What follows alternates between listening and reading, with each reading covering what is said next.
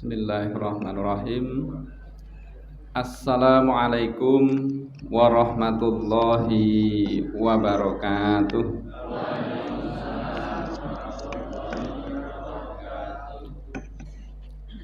Alhamdulillah, nahmaduhu wa nusallimu ala rasul karim wa ala alihi wa ashabihi ajmain wa man tabi'ahum bi ihsan ila yaumiddin. Alhamdulillah, yang kami hormati bapak-bapak dan juga ibu-ibu dari pimpinan cabang, pimpinan ranting Muhammadiyah Kalasan dan juga Purwomartani, bapak ibu takmir masjid, dan juga bapak ibu, adik-adik, saudara-saudara jamaah pengajian rutin Ahad pagi yang insya Allah diberkahi oleh Allah Subhanahu wa Ta'ala. Puji dan syukur marilah kita aturkan kepada Allah bahwa pada pagi hari ini Allah juga masih memberikan kekuatan, memberikan kesempatan iman, sehingga apa yang sudah menjadi niat kita, apa yang sudah menjadi niat kita, setiap Ahad pagi kita mengkaji ayat-ayat Allah, baik yang termaktub di dalam Quran, di dalam hadis, maupun juga ayat-ayat yang lain, bisa istiqomah. Dan alhamdulillah pada pagi hari ini kita ngajinya bertempat di Masjid Al-Falah. Tadi saya bacanya WA dari Ustadz Agung agak terlambat ya, sudah di jalan sehingga radi bablas ngidul dugi Al-Ukhuwah.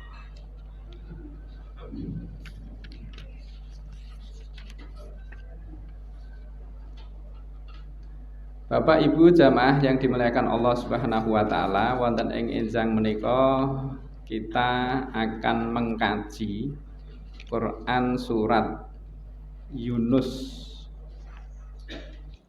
Quran surat Yunus, kalau lengkapnya itu ayat 21 sampai 30 itu satu rangkaian cerita. Tetapi kalau semua 10 ayat nanti berjam-jam tidak selesai gitu. Padahal namanya ngaji itu harus disiplin ya. Harus istiqomah, jam 6.15 harus selesai. Ngoten nggih Pak nggih. Ngapunten niki kok radi peteng.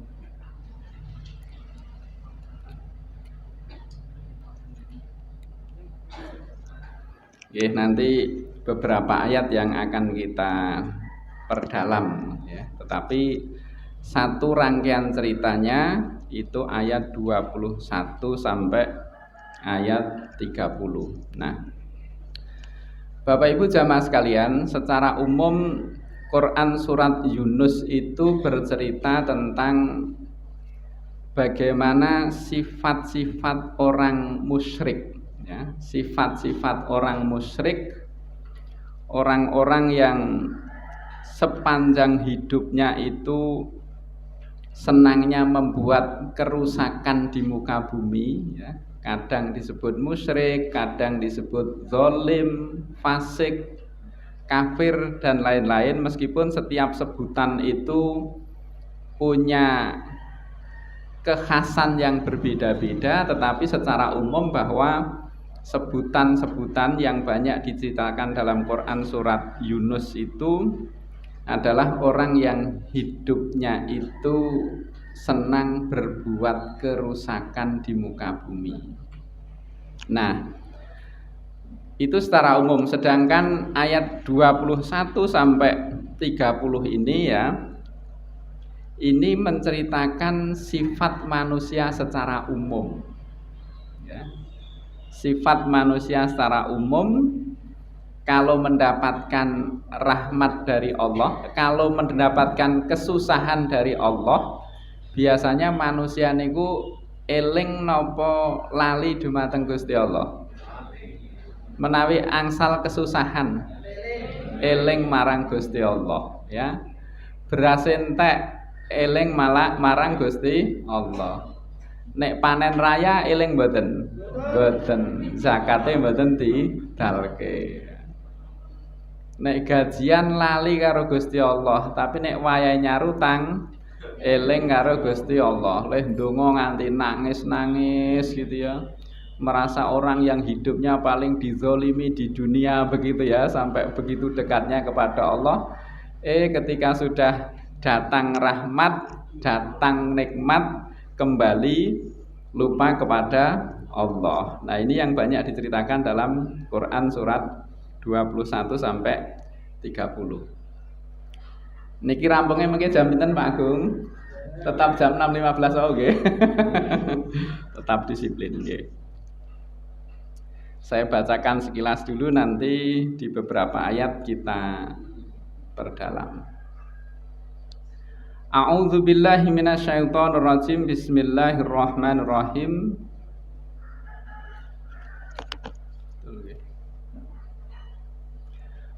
Wa idza azaqnan nasa rahmatan min ba'di dharra'a masathum idza lahum makrun fi ayatina qulillahu asra'u makra inna rusulana yaktubu nama tamkurun al ayah, dan seterusnya. Nanti ayatnya tidak saya baca semua nggih.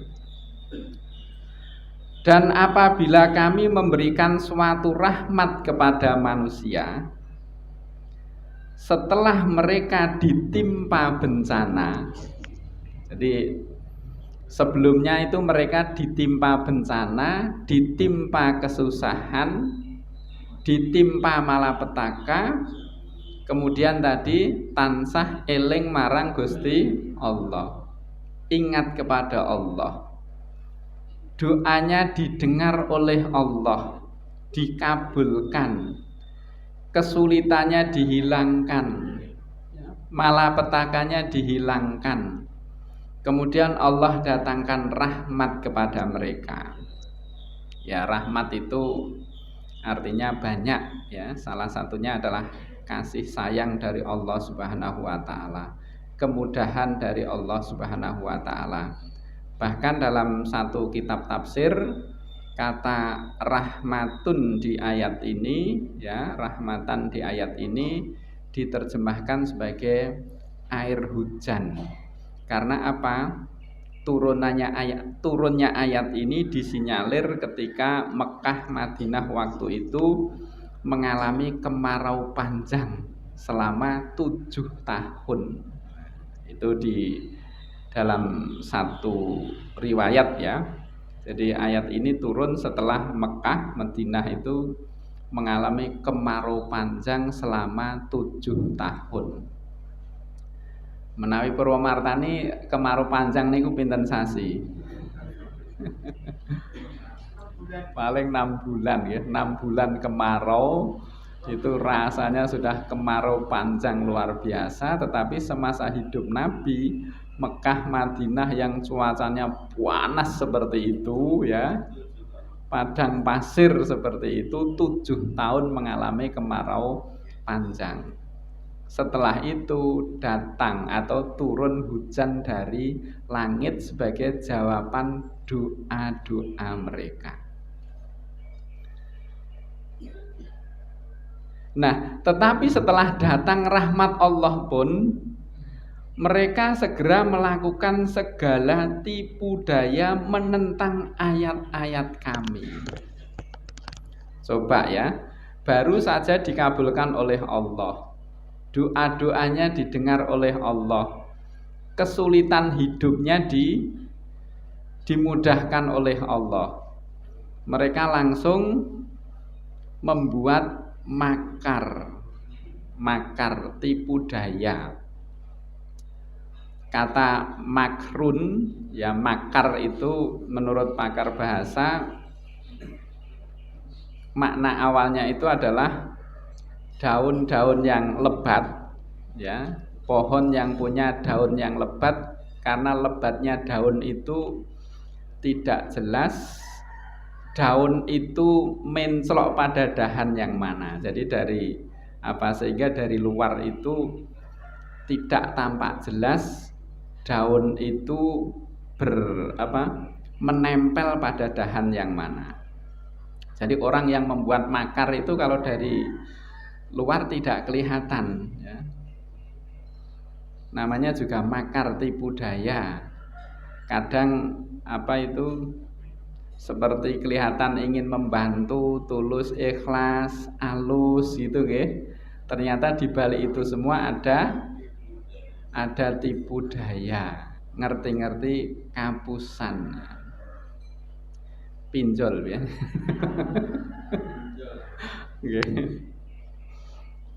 Nah, kalau tipu daya dalam ayat ini, orang-orang musyrik tadi adalah menentang ayat-ayat Allah itu.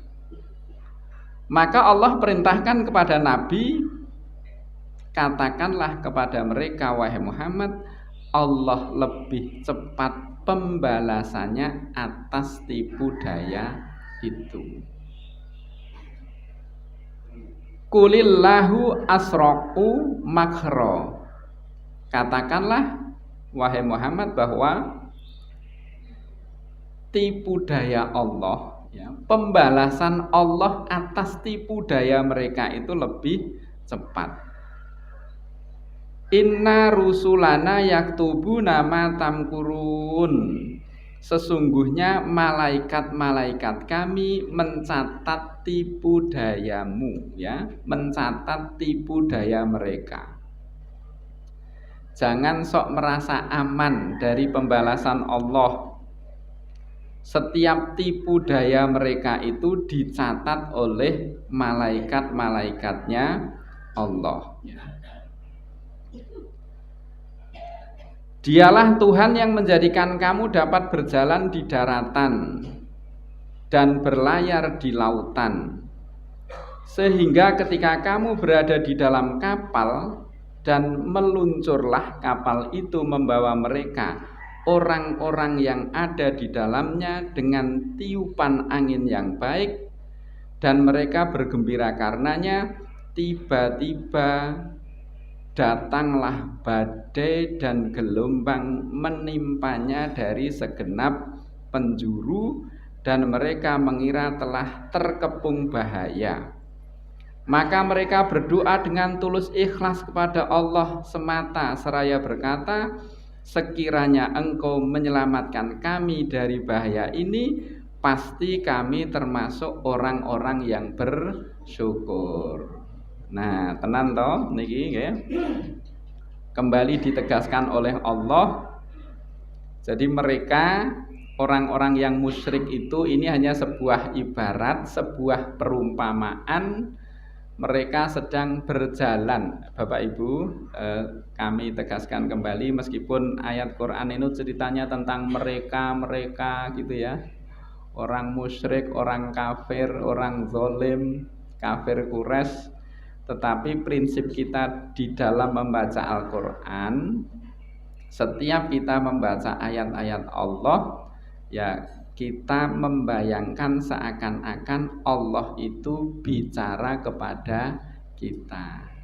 Ampun nuding tiang sanes. Lha niku orang-orang kafir, orang-orang zalim, orang-orang musyrik. Nah, jangan-jangan sifat-sifat buruk yang digambarkan oleh Allah dalam ayat ini ada pada diri kita, sehingga kita selalu introspeksi. Kalau kita mikirnya begitu, baru dapat manfaat dari mengkaji Quran. Tapi kalau justru nuding adoh-adoh orang kafir, musyrik, Yahudi, Nasrani, ya justru kita tidak dapat pesan dari ayat ini. Jadi meskipun ini konteksnya itu cerita terhadap orang-orang musyrik, ya, orang-orang kafir, orang-orang zalim, yang pada waktu turunnya ayat ini mereka berada di hadapan Nabi, di hadapan Rasulullah, Bukan berarti ayat ini untuk mereka saja. Justru yang paling penting adalah ayat ini kita tujukan untuk diri kita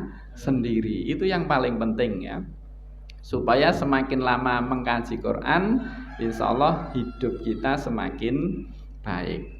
Jadi perumpamaannya ya, ketika mereka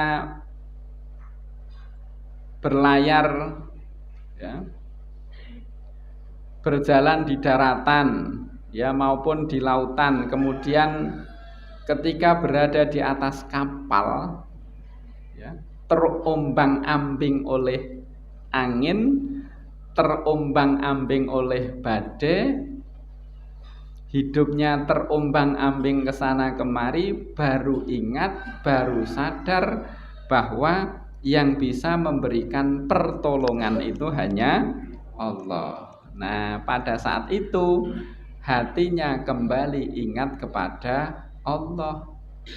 Apa janji mereka? La in angzaitana min hadhihi lanakunanna minasyakirin. Sekiranya engkau Allah menyelamatkan kami dari bahaya ini, pasti kami termasuk orang-orang yang bersyukur. Nah niki ya. Jadi ketika sedang terombang-ambing oleh badai di atas lautan, itu hanya perumpamaan saja. Baru sadar bahwa yang bisa memberikan pertolongan itu hanya Allah, yang bisa menyelamatkan itu hanya Allah, hatinya kembali ingat kepada Allah, berdoa seraya berjanji kepada Allah, jika engkau menyelamatkan kami dari bahaya ini, tentunya kami akan menjadi orang-orang yang bersyukur. Nate mekaten mboten? Nate mekaten mboten biasane? Panene gagal ya. Dipangan omo. Ya Allah, umpama ya. Panenku wingi berhasil. Panen apa nek mriki? Panen lombok. Angsal pinten, Pak? Ya. Panen durian mboten enten nggih. Nek panen durian niku turene sawit niku angsal berpuluh-puluh juta nek pas sae-saene nggih. Buahnya banyak, harganya juga bagus. Itu satu pohon itu bisa dapat berjuta-juta. Delalai tahun ini banyak yang nggak panen ya. Tahun ini nggak banyak orang yang update status pamer jajan durian. Soalnya katanya banyak petani gagal panen durian karena apa itu? Musim hujannya terlalu panjang sehingga banyak air gitu ya. Duh Gusti, umpama panen durian ya. Setahun biasanya oleh 70 yuta. Nggone sing 20 yuta meh tak sedekahke ya Allah gitu ya. Padahal wingi nek panen 70 yuta ya lali sedekah. Umpama aku oleh ya biasanya ngono. Itu secara apa ya? Dalam porsi yang lebih kecil, dalam porsi yang lebih simpel sebenarnya juga menggambarkan ayat ini. Jadi kalau sedang ada kesulitan ya, sedang ada ujian kesulitan dari Allah, ujian dari bencana dari Allah, ya Allah, andaikan saya terhindar dari bencana ini, andaikan engkau selamatkan aku dari bencana ini, maka aku termasuk orang-orang yang bersyukur. Padahal wingi pas ora diuji dening Allah, padha wae ora bersyukur. Nah, menawi enten sing ngeten niki, nggih, cepet-cepet istighfar dumateng Allah. Karena ini ceritanya tentang orang-orang musyrik kalau wau nggih. Nah, leres niki dilanjutkan dalam ayat 23. Tetapi ketika Allah menyelamatkan mereka, malah mereka berbuat kezoliman di bumi tanpa alasan yang benar. Wahai manusia, sesungguhnya kezolimanmu bahayanya akan menimpa dirimu sendiri. Itu hanya kenikmatan hidup duniawi. Jadi setelah mendapatkan pertolongan dari Allah, ya, diselamatkan dari bencana, yang tadi berjanji bahwa kalau diselamatkan dari bencana, dia akan menjadi orang-orang yang betul-betul bersyukur. Bersyukur itu ya betul-betul taat kepada Allah, menggunakan umurnya untuk taat kepada Allah, menggunakan hartanya juga sesuai dengan perintah Allah, hak-haknya orang lain ditunaikan. Ya, itu bersyukur. Tadi janji kalau diselamatkan dari bencana, ya, terombang-ambing di atas lautan tadi, dia akan bersyukur. Ternyata betul, setelah diselamatkan dari bencana pun justru mereka berbuat kezoliman di bumi tanpa alasan yang benar.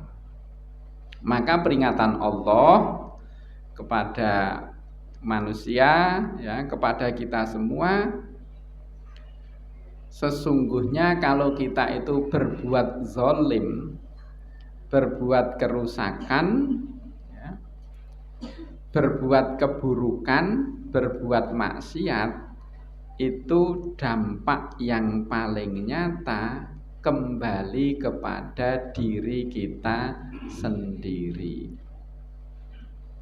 Perbuatan buruk itu dampak yang paling nyata, ya, kembali kepada diri sendiri. Demikian juga perbuatan baik, dampaknya itu juga kepada diri sendiri. Dan hakikatnya manusia itu ya yang paling dipikirkan adalah dirinya sendiri. Sebenarnya ya semua orang itu ya, jadi apa ya, motif manusia berbuat apapun itu sebenarnya untuk diri kita sendiri, meskipun kadang tampaknya perbuatan itu untuk orang lain. Misalnya niki enten kotak infak yang berjalan, kotak infaknya ditulisi apa ya, biasanya apa nak kotak infak itu, atau kalau kotak infak biasanya untuk masjid lah ya, untuk operasional masjid. Tapi mungkin ada apa, penarikan infak yang digunakan untuk kepentingan tertentu, ya. Kenapa? Beli ambulan. Nah, nggih. Ambulane pun asal dereng nggih. Dereng nggih. Nggih. Ya. Ya apapun itu ya, tetapi sebenarnya pada hakikatnya itu untuk diri sendiri. Kita menolong orang lain itu pada hakikatnya untuk diri kita sendiri, ya. Tidak ada motif manusia berbuat sesuatu yang tidak untuk dirinya sendiri. Dan hukum Allah juga begitu. Perbuatan buruk itu dampak yang paling real, dampak yang paling nyata itu untuk dirinya sendiri. Perbuatan baik pun juga demikian. Nah, kata Allah itu hanya kenikmatan hidup duniawi, selanjutnya kepada kamilah kembalimu, kelak akan kami kabarkan kepadamu apa yang telah kamu kerjakan. Kalau kita baca ayat-ayat Quran, Bapak Ibu jamaah sekalian, itu ya mungkin polanya banyak ya, tetapi dua pola yang paling sering digunakan oleh Allah untuk mengingatkan perilaku orang-orang yang ingkar kepada Allah, itu yang pertama selalu ditunjukkan hukum sebab akibat. Jadi ditunjukkan hukum sebab akibat. Di ayat 23 ini ya, ketika manusia itu sudah begitu ingkar kepada Allah, leh eling marang Gusti Allah niku nek jaman susah tok. Nalika jaman susah ngrengek-ngrengek dumateng Gusti Allah, kemudian doanya itu didengar oleh Allah, dikabulkan oleh Allah. Begitu dikabulkan oleh Allah langsung berbalik ya, secepat itu kembali berbuat zalim. Nah, ini kan yo ibarat bocah ki nakale wis ora karuan ya. Nah, maka Allah itu dalam ayat ini yang pertama adalah ditunjukkan hukum sebab akibat. Ingatlah bahwa perbuatanmu itu besok akan kembali kepada dirimu sendiri ya. Sesungguhnya kezolimanmu bahayanya akan menimpa dirimu sendiri. Itu hanya kenikmatan duniawi, selanjutnya kepada kamilah kembali. Elengo sokben semua manusia itu akan kembali kepadaku, dan kelak akan kami kabarkan kepadamu apa yang telah kamu kerjakan.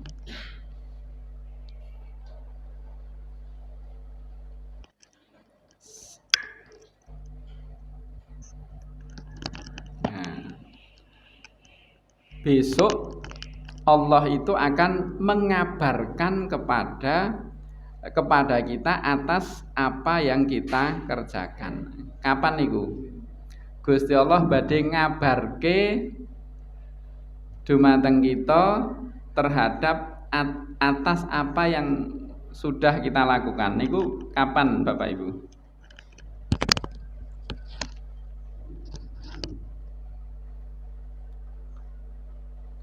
Di akhirat ya.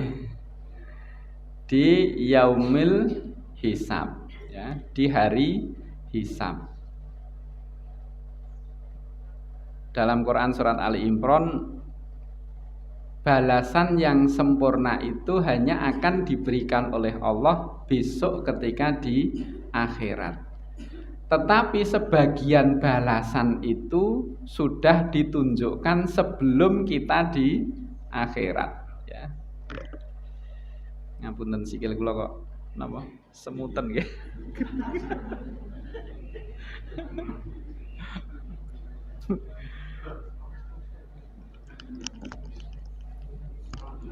Keringgingan nggih.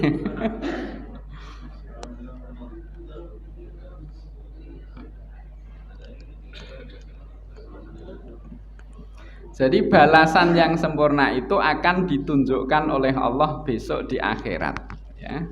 Tetapi sebagian balasan itu sudah ditunjukkan kepada kita sebelum di akhirat. Bahkan dalam Quran surat At-Taubah itu juga diceritakan namanya dosa, pahala itu juga berlaku ketika kita masih hidup di dunia. Di dosa, pahala itu sebagian berlaku ketika kita masih hidup di dunia. Tetapi yang sempurna, ya, balasan yang sempurna itu akan Allah berikan ketika kita hidup ketika kita sudah di akhirat. Maka ada orang bilang dunia itu tidak adil, meskipun ada pengadilan. Gitu. Dunia itu tidak adil meskipun ada pengadilan. Ya, karena pengadilannya belum tentu adil. Ya justru itulah hakikatnya akhirat. Kalau dunia ini sudah adil, berbuat keburukan sudah dibalas 100% secara sempurna, berbuat kebaikan sudah dibalas 100% secara sempurna, mungkin pun boten butuh akhirat. Nah, mungkin loh niku ya. Tetapi karena dunia ini tidak adil ya. Tidak adil ya, maka dibutuhkan akhirat. perbuatan-perbuatan manusia yang dampaknya belum terbalas di dunia, pasti oleh Allah akan dibalas secara adil di akhirat. Nah, ini ayat 24. Innama masalul hayatid dunya kama in anzalnahu minas samai fakhtalata bihi nabatul ardi mimma ya'kulun nasu wal an'am. Tadi baru satu pola ya, padahal saya menyebutkan dua pola. Pola berikutnya ada di ayat berikutnya. Sesungguhnya perumpamaan kehidupan duniawi itu hanya seperti air hujan yang kami turunkan dari langit. Lalu tumbuhlah tanaman-tanaman bumi dengan subur karena air itu. Di antaranya ada yang dimakan manusia dan hewan ternak. Hingga apabila bumi itu telah sempurna keindahannya dan berhias, dan pemiliknya mengira bahwa mereka pasti menguasainya, memetik hasilnya, datanglah kepadanya azab kami pada waktu malam ataupun siang, lalu kami jadikan tanamannya seperti tanaman yang sudah disabit, seakan-akan belum pernah tumbuh kemarin. Demikianlah kami menjelaskan tanda-tanda kekuasaan kami kepada orang-orang yang berpikir. Allah membuat perumpamaan kehidupan dunia ya dengan perumpamaan yang panjang. Yang pertama di sini disebutkan kama in anzalnahu minas sama, ya, seperti air hujan yang turun dari langit. Dalam kitab tafsir yang ditulis oleh Quraish Shihab ini, tafsir Al-Misbah ya. Lengkapnya ada 15 jilid, setiap jilid seperti ini ya. Jadi panjang. Beliau menjelaskan bahwa kama in mana tadi? Kama in anzalnahu minas sama, ya, seperti air hujan yang kami turunkan dari langit, itu adalah seperti fase awal kehidupan manusia ketika masih kecil. Nembe lair, mundak gede, tekan TK, tekan SD. Biasane bocah SD iki nek ditakoni cita-citane mesti dadi presiden, pilot, polisi, dokter. Mboten enten sing cita-cita nggarap sabin. Meskipun mungkin sebagian besar nggih nggarap sabin. Ya. Mesti ya ditakoni dadi apa? Dadi presiden, dadi pilot, dadi dokter. Dan nek kabeh dadi presiden sapa sing gelem dadi rakyat ya. Tapi itu menunjukkan sebuah fase yang memang penuh harapan, penuh cita-cita. Kaya-kaya donya iki anane enak tok gitu loh. Nggih. Kabeh-kabeh pengen dadi dokter. Itu adalah sebuah fase kehidupan yang penuh dengan harapan, yang penuh dengan cita-cita, seperti air yang turun dari langit, penuh dengan kesejukan ya. Ditunggu-tunggu kehadirannya.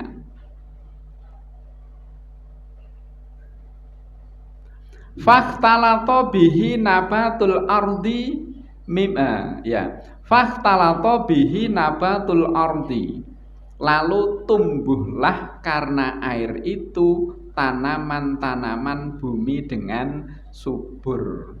Kata beliau itu menggambarkan fase kehidupan pada masa remaja.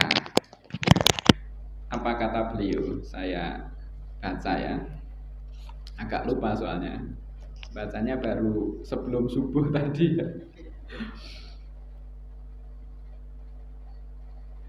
Bercampurnya air itu dengan tanaman bumi mengisyaratkan fase kehidupan remaja yang memunculkan aneka cita-cita dan harapan serupa dengan tumbuhnya tunas.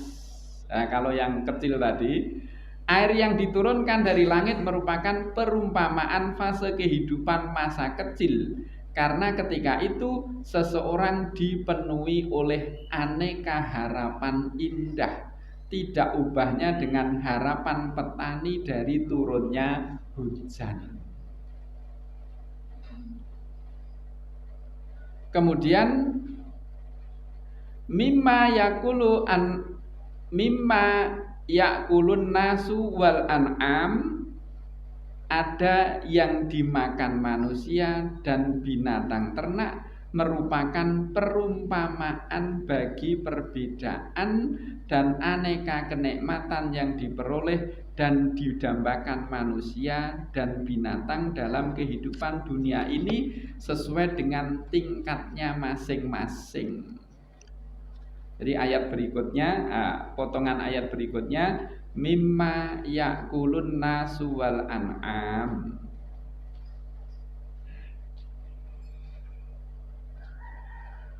Sebagian ada yang dimakan manusia dan sebagian ada yang dimakan binatang ternak. Itu menggambarkan nasibipun menungso niku sing benten-benten.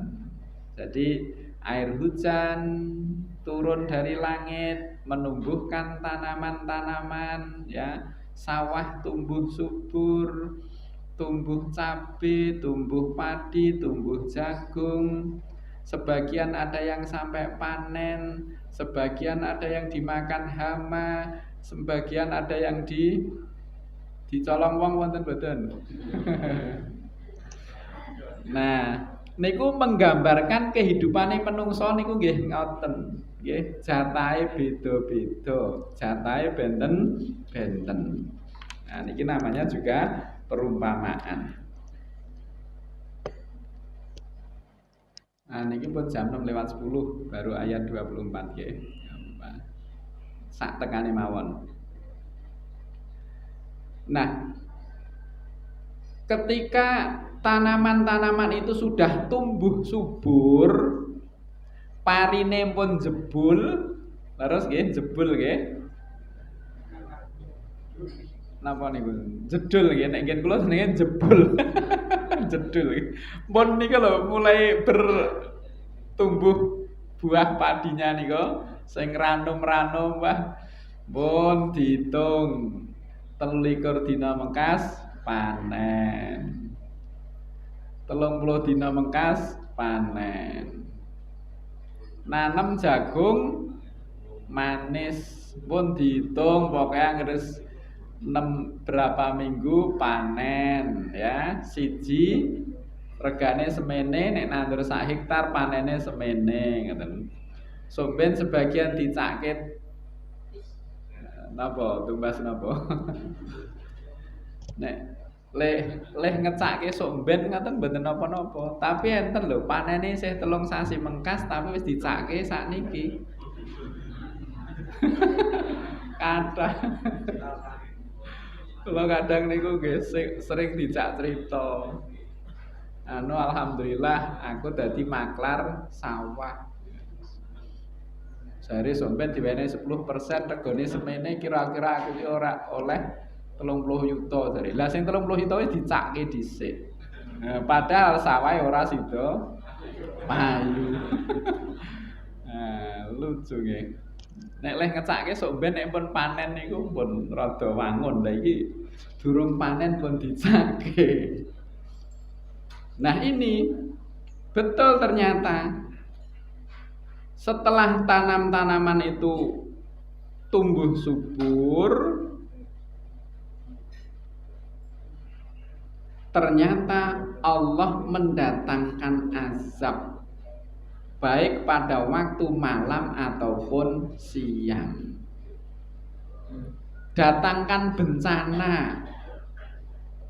3 dina mengkas panen delalai banjir.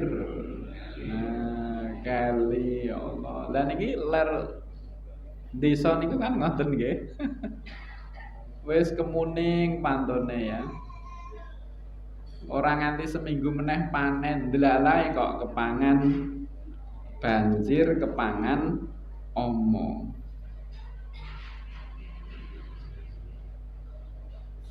Lalu kami jadikan tanamannya seperti tanaman yang sudah disabit, seakan-akan belum pernah tumbuh kemarin. Masya Allah ya. Habis seketika. Sesuatu yang sudah kita harap-harapkan tadi ya, bahkan pun dihitung-hitung benjing dicake dados nopo, ternyata habis seketika. Demikianlah kami menjelaskan tanda-tanda kekuasaan kami kepada orang-orang yang berpikir. Niku namung perumpamaan nggih Bapak Ibu, niku namung perumpamaan. Allah menjelaskan ayat-ayat itu kepada orang-orang yang berpikir, kepada kita semua supaya kita bisa mengambil pelajaran ya, bahwa seperti itulah kehidupan dunia. Ya seperti itulah kehidupan dunia. Saya lanjutkan beberapa ayat secara singkat ya. Dan Allah menyeru manusia ke Darussalam, surga, dan memberikan petunjuk kepada orang yang Dia kehendaki ke jalan yang lurus. Padahal yang dikehendaki oleh Allah bukan manusia terlena dari kehidupan dunia tadi ya, dikira panen raya, dikira kesenangannya kekal selama-lamanya ya. Ternyata tidak, sementara yang dikehendaki Allah itu adalah, dan Allah menyeru manusia ke Darussalam dan memberikan petunjuk kepada orang-orang yang Dia kehendaki ke jalan yang lurus. Bagi orang-orang yang berbuat baik ada pahala yang terbaik, surga, dan tambahan kenikmatan yang lain, ziyadah. Nah, sing ceritane wau kan cerita untuk orang-orang musyrik, orang-orang zalim, orang-orang yang hidupnya senang berbuat kerusakan. Sementara di ayat 26 ini yang sebaliknya dari itu, Allah menjanjikan pahala yang terbaik, bahkan tidak hanya surga, beserta ziyadah. Wa ziyadatun, tambahan. Tafsirnya macam-macam, tetapi tafsir yang paling populer itu adalah surga bersama kenikmatan bisa melihat wajah Allah. Diriwayatkan dalam sebuah hadis Imam Muslim, ternyata kenikmatan paling tinggi kenikmatan yang paling tinggi besok di akhirat itu adalah ketika manusia itu bisa memandang wajah Allah. Itu yang dimaksud dalam Quran surat Yunus ayat 26 ini ya. Sebagai penutup, ndak minggu ngajeng mboten tindak ngaji nggih. Tadi pola yang kedua ya, saya lupa di ayat berapa. Sekedap. Tadi kan polanya Allah ketika mengingatkan kepada orang-orang yang ingkar, satu ditunjukkan hukum sebab akibat. Iki lho, nek kowe tumindak ngene asile ngene, nek tumindak ngono asile ngono ya. Supaya manusia itu berpikir. Itu cara Allah mengingatkan manusia yang ingkar kepada Allah. Nek awake dhewe ngelingke putra-putri kita, bapak ibu guru ngelingke siswa-siswanya ya. Saya kalau ditanya cara yang paling baik mendidik anak itu ya, pahamkan hukum sebab akibat. Itu yang paling baik ya. Tunjukkan hukum sebab akibat. Nek terima ditunggoni ya, kan tidak selamanya orang tua itu bisa nunggoni anak-anaknya. Tidak selamanya guru itu bisa murid-muridnya. Tapi kalau anak dipahamkan kausalitas, sunnatullah, sebab akibat, ya nanti akalnya sendiri yang akan menjaga dirinya, ya. Pikirannya sendiri yang akan menjaga dirinya. Yang terakhir tadi saya cari dulu di ayat berapa.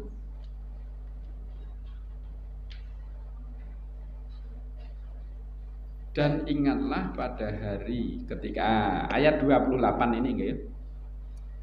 Cara yang kedua itu adalah Allah selalu mengingatkan kepada manusia bahwa manusia itu suatu saat pasti akan berjumpa dengan Allah. Bapak Ibu, sak jahat-jahate menungso, sak elek-eleke menungso, sak ingkar-ingkare menungso, tetapi kalau dalam hatinya yakin bahwa suatu saat saya akan mati, suatu saat akan berjumpa dengan Allah, suatu saat semua perbuatanku akan dimintai pertanggungjawaban oleh Allah, insya Allah ada kemungkinan dia akan kembali kepada Allah. Ayat 28 diingatkan, dan ingatlah pada hari ketika itu kami mengumpulkan mereka semuanya, kemudian kami berkata kepada orang-orang yang mempersekutukan Allah. Nah, poin yang saya sampaikan di ayat 28 ini adalah manusia diingatkan bahwa suatu hari nanti kita itu akan berjumpa dengan Allah. Di ayat yang lain banyak disebutkan orang yang di dalam hatinya ingat bahwa suatu saat akan berjumpa dengan Allah, akan ada kecenderungan dia mengikuti jalan yang lurus. Tetapi orang yang tidak ingat bahwa suatu saat akan berjumpa dengan Allah, perilakunya selalu menyimpang ke jalan yang bengkok. Mekaten nggih, Bapak Ibu jamaah sekalian, niki namung sekedhik mawon nggih napa ingkang sampun kula pelajari sepemahaman kami. Kemudian pada pagi hari ini kami sampaikan kepada Bapak Ibu jamaah sekalian wonten ing jamaah pengajian menika. Semoga apa yang sudah kita bahas beberapa ayat dari Quran surat Yunus itu menjadi pengingat bagi kita supaya hidup kita, ya, semua hidup kita, umur kita, semua apa yang kita miliki itu insya Allah kita cake, ya, sesuai dengan apa yang dikehendaki oleh Allah Subhanahu wa taala. Mekaten, mohon maaf kalau ada kekurangan. Saya akhiri billahi taufiq wal hidayah. Wassalamualaikum warahmatullahi wabarakatuh. Saya kembalikan kepada Pak Agung, ya, Ustaz Agung.